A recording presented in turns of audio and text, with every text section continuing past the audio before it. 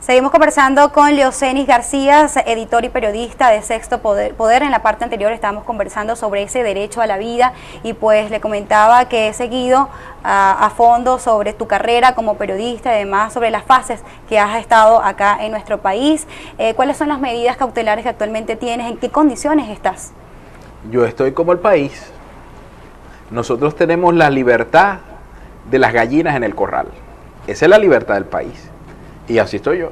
Es decir, un gallinero metido en un corral, donde el lobo siempre acecha, y donde el lobo cada vez que tenga hambre se llevará una gallina y la sacrificará, porque tiene hambre. Es lo que ha pasado con Antonio Ledesma en estas últimas horas, o lo que ha pasado con Leopoldo López, o lo que pasó conmigo cuando estaba en casa por cárcel y el gobierno se disgustó por mis posiciones públicas y me devolvió a la cárcel. Esa es la libertad en la que está todo el país.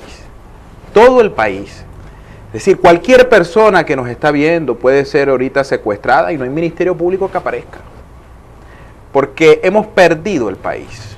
Tú me preguntas si nosotros tenemos un país, yo te digo cuál país. Si tú me preguntas sobre el liderazgo, yo te digo cuáles líderes. Porque un país no es carreteras, bombillos, aceras. Un país es institucionalidad, civilidad, respeto por la norma, por el derecho del otro, por las ideas del otro, y nosotros no vivimos nada de eso. ¿No temes que el gobierno nacional nuevamente renove esas acciones contra ti? Claro que así como lo hizo con el líder opositor Leopoldo López y Ledesma. Claro que tengo miedo, todos tenemos miedo. Pero ante el miedo, uno tiene que tener una cosa que es superior al miedo, que es la seguridad, y eso sí yo lo tengo, que esto va a pasar. Y que estamos viviendo los capítulos finales de una hora oscura, y lo más importante ahora no es quedarse pensando en lo que está pasando, Ana Karina, en estas horas, sino en el país que vamos a construir. Porque lo que ha pasado me recuerda el plebiscito del 58, que Pérez Jiménez se robó después de una crisis económica donde no podía pagarle a los privados, y Pérez Jiménez acusó a los privados de la crisis, y perdió abrumadoramente el plebiscito, por cierto, empujado por su intelectual, Vallenilla Lan, hijo de Vallenilla, el mismo que hablaba del hombre necesario, el hombre de la bota militar al servicio de Gómez. Y se robó las elecciones. Se creía poderoso y repleto de la Fuerza Armada Nacional, y el 1 de enero de el mes siguiente, de ese diciembre, amanecieron bombas y truenos en las calles, y la gente creyó que era que estaban celebrando el Año Nuevo, y no, estaban disparando contra el Palacio de Miraflores, porque en Maracay se habían alzado. Y entonces el general Rómulo Fernández le tocó días después aplacar a los sublevados en La Guaira, unos militares. Pero este mismo general Rómulo Fernández, que le tocó aplacar a los sublevados en La Guaira, fue el mismo que le dijo al general Marcos Pérez Jiménez el 22 de diciembre, general, la Fuerza Armada Nacional lo desconoce como presidente. Y él le preguntó, ¿y usted con quién está? Y le dijo, yo estoy con mis oficiales. Y bueno, está ese famoso cuento de después de aquel militar que entra y le dice a Pérez Jiménez, general, vámonos porque el pescuezo no retoña, en aquellas horas infautas. Entonces, la historia se repite porque el poder lo que hace es moverse. Lo más importante no es lo que estamos viviendo ahora, que es una hora oscura. Y tú me hablabas del miedo. Lo más importante es lo que viene, lo que tenemos que construir. ¿Hacia dónde va este país, Ana Karina? Al país que creó las causas para parir a Hugo Chávez. Tomando en cuenta esa analogía, ¿qué mensaje tiene actualmente Movimiento Pro Ciudadano? El mensaje es que yo ando predicando por el país la tierra prometida, lo que ha de venir. ¿Qué debe venir? Debe venir una sociedad de hombres libres que nunca hemos tenido. Porque el modelo que cuando cayó la dictadura de Pérez Jiménez, la socialdemocracia, le vendió una mentira al país. Le dijo que podíamos tener la libertad política, pero que había que regular la libertad económica. Y entonces subsidios, controles, estatismo, populismo. Porque el populismo no busca el bien de la gente. El populismo busca mantenerse en el poder. Y después Chávez confiscó la libertad.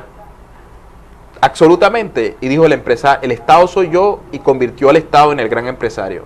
Entonces lo que yo predico es una sociedad de hombres libres, y para que haya una sociedad de hombres libres, el ciudadano común tiene que perseguir sus fines, y nadie, ni los burócratas que están en la esquina, ni los ladrones, puede meterse en eso.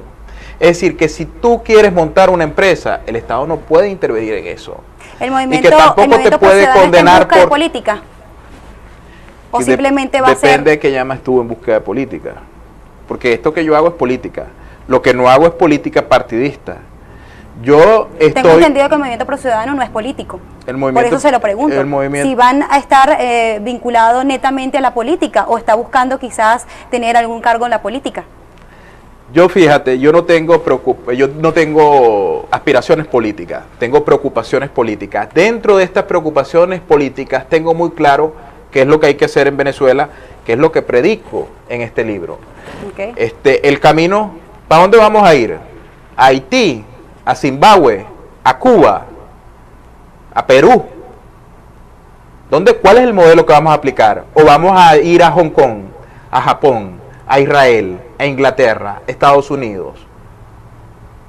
Ahora, si queremos ir a Hong Kong, donde el Producto Interno Bruto es de $50,000 por persona, o si queremos a Japón, donde es de $60,000, o queremos ir a Israel, que le entregaron un pedacito de tierra después de una resolución de la ONU en 1950, en los años 50, que no tenían tierra, le entregaron un pedacito de tierra y son una de las economías más prósperas del mundo. Entonces tenemos que poner en práctica las ideas que ellos pusieron. ¿Y cuáles son esas ideas?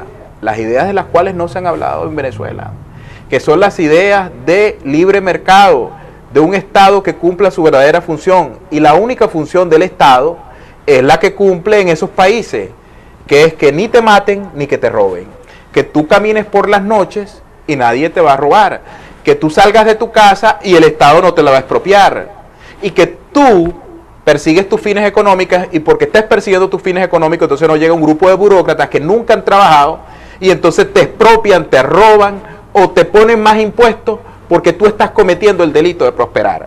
No prosperando para ti, porque el dueño de este canal, cuando fundó este canal, por supuesto que lo creó persiguiendo sus propios fines económicos, pero en la medida que persigue sus fines económicos, crea empleo, y entonces tú ganas un sueldo, el camarógrafo, el otro, etcétera, y así funciona el único sistema que saca a la gente de la pobreza, que es el capitalismo. Lo demás, el socialismo, eso es basura, ideología, humo. Predican una falacia que está basada en ese engaño de la igualdad, de que todos los hombres somos iguales.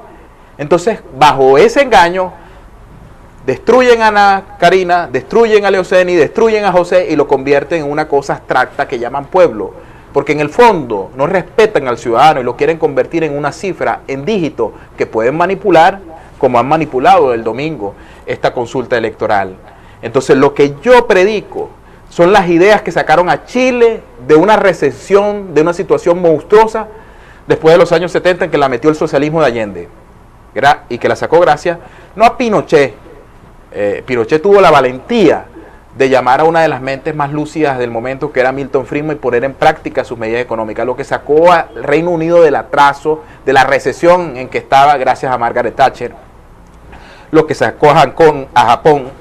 A nosotros nos dicen que estamos viviendo, Ana Karina, un momento muy difícil. Es verdad, pero nosotros lo único que nos ha caído es esta plaga del socialismo bolivariano. Nosotros no nos han caído 2 bombas nucleares. Japón le cayeron 2 bombas nucleares. Muy bien. Escrito en cautiverio, La rebelión de los tejones. También estás promocionando uno de tus tantos libros, es este que vemos acá. ¿De qué se trata? ¿En qué te inspiraste? Además, en este momento. Fue en el 2016, ¿no? Ese libro tiene... Sí, ese libro tiene, por cierto, tiene este tejón que ven ahí. Está hecho por Gabriel Valles, que está preso y que fue enterrado vivo en la terrible tumba con Loren Saleh. El prólogo de otro preso político, John Goycochea, sí, líder de las revueltas estudiantiles contra el régimen de Hugo Chávez a propósito del cierre de Radio Caracas Televisión. Y la presentación la hace el general en jefe, Raúl Isaías Baduel, que abandonó a Hugo Chávez cuando Chávez develó su proyecto socialista y comunista. Ese libro está inspirado en 2 cosas. Una, personal. Yo vengo de la pobreza extrema.